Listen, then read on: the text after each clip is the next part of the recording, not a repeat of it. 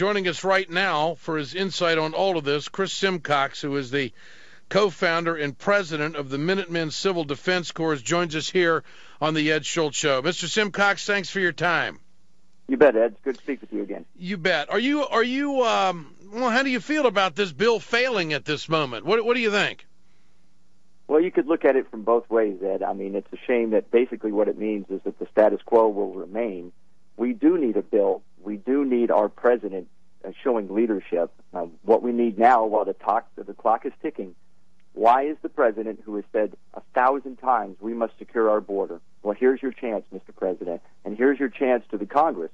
We need and we demand border security first. It's very simple, Ed. If they had just taken that piece, it would already have passed through the Senate, passed through the House, and Americans can sleep more securely at night knowing that our border is secured, and we can regain confidence in this political disgrace that we see taking place in Washington, D.C., this wrangling. So it's so simple, and they messed it up. So let's go back now while they're, why is the president not announcing today, okay, I concede, I'm going to, this is an executive order, I'm sending 20,000 National Guard personnel to that border. We're going to shut it down. We're going to begin building those fences, and we're going to show the American people that we are listening.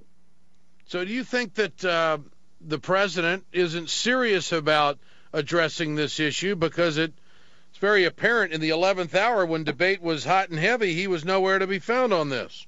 Well, the president has been very disingenuous and has showed absolute contempt for not only the bureaucracy that we created in the Department of Homeland Security. And trust me, Ed, I spent 2 days at a Department of Homeland Security seminar conference here in Phoenix, Monday and Tuesday, with the FBI, the Joint Task Force on Terrorism, local and state-level officials. We have the highest concentration of Department of Homeland Security officials in this state, and they all are deeply concerned about what they know about this border and about the people that are coming across. And our president, for 6 years, has been saying Homeland Security starts at the border, we must secure our border, and has done nothing, literally nothing, to ensure that takes place. Now is his shining moment. This is his opportunity, and this is the opportunity of Congress to say, that's it, we're going to pass one bill, we're going to go back, we're going to scrap the rest of this. Remember, if part of this bill means that nothing takes place for 18 months until the border is secured, why can't they just get that part started now? If nothing else could be done for 18 months, then they have 18 more months to come up with a plan about what to do with the people that are here, because what they have now, the American people are not going to accept. You have been the target of quite a bit of commentary by those who oppose your efforts, Mr. Simcox. I want you to respond to this, if you may, sir. The Southern Poverty Law Center says you're a drastic, dangerous guy. What's your response to that? Well, I don't consider the Southern Poverty Law Center to be a credible organization in any way. But what is, again, I guess that it shows that they have another agenda. We're talking about real empirical evidence that our border is a war zone, that we have out-of-control crime, that it's a national security threat. Why would the Southern Poverty Law Center, debate that issue when the facts are there, when we work with law enforcement, when we support law enforcement, and we support basically what we are as a watchdog group, watching what's happening on the border and educating the rest of America about border security. Does law enforcement appreciate your people being on the border? Absolutely, they do. I would not have been invited to this national law enforcement seminar and conference.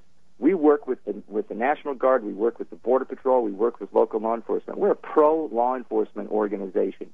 We're the eyes and the ears that all law enforcement bank on when it comes to being able to more effectively do their job. They're always looking to the citizenry to report and to help them and lead them to where suspicious activity takes place. And that's all we've been trying to do for 6 years. Do you lead the American people to understand how serious this issue is? Chris Simcox with us here on the Ed Schultz Show. He's the co-founder and president of the Minutemen Civil Defense Corps. Do you think, and this is somewhat of a pointed question, do you think that, this intensity of your organization on the border potentially can become a magnet for maybe some people who may have some racist thoughts? What about that? No, we hope not, and we've seen that has not been true. With our standard operating procedures and our screening process, And our approach to being pro-immigrant, it basically would, most of the groups that would have any racist agenda find our organization just as repugnant as any other organization, that is for pro-immigration. We're actually pro-immigration. We want to see the end of the deaths in the desert. We want to see the end of the drug cartels controlling our border and the exploitation of human beings. And no one seems to be paying attention to that. When we secure the border, it's good for immigrants. They come into this country legally. They walk through our ports of entry, holding their heads high with dignity, and are accepted with respect. And which of the presidential candidates fits your views and the views of your organization, the Minutemen? What presidential candidate do you like the most? I think the ones we like the most, there are three true leaders there that are principled men, and Duncan Hunter stands out the most to me, that he's concerned about national security, wants to build those fences, wants to work with Mexico to eradicate the drug cartels and the narco-terrorism that's taken hold of that state. He's also very concerned about the impact of China and the influence that China is having over a growing anti-American sentiment in Latin America that will be a national security threat. It already is, and it will continue to be. So, like Duncan Hunter, I like Ron Paul for his truthfulness about approaching real issues such as the war in Iraq or the incursion or the occupation, and the fact that we need to take care of business here at home. More than anything, the candidate that wants to make sure that we take care of our problems here in the United States first is the candidate that I'm willing to support. What's your take on New Haven, Connecticut, giving out ID cards and resident cards to illegal immigrants? Well, I find it blatantly contemptuous for the rule of law and for what the people want, and we're seeing that around the country. Look, I basically consider the people in Washington, D.C. to be nothing more than pawns in a corporatist oligarchy that basically work for big business. They're no better. What we're seeing now with the way that our government's working, they're really no better than an organized criminal syndicate.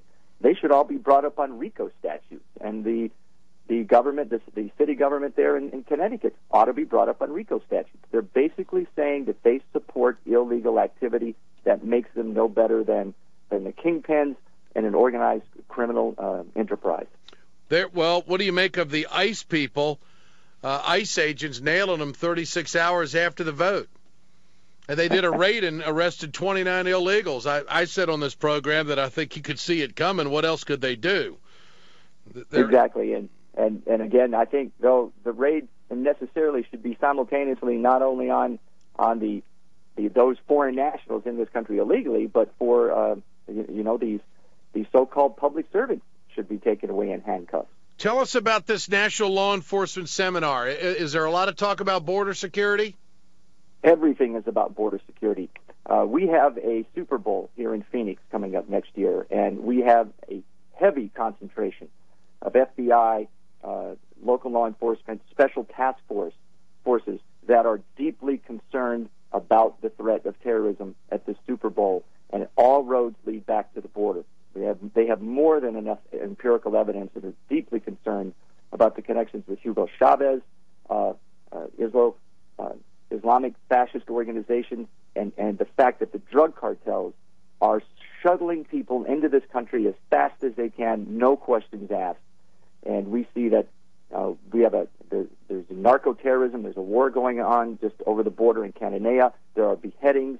The narco-terrorists basically have control of most of the ports of entry outside of the authorized ports of entry. They can bring anyone and anything across that border almost at will, and they're deeply concerned. I appreciate your time, Mr. Simcox. Thanks so much. You bet, Ed. Take care. Thank you. Chris Simcox with us, who's the co-founder and president of the Minuteman Civil Defense Corps.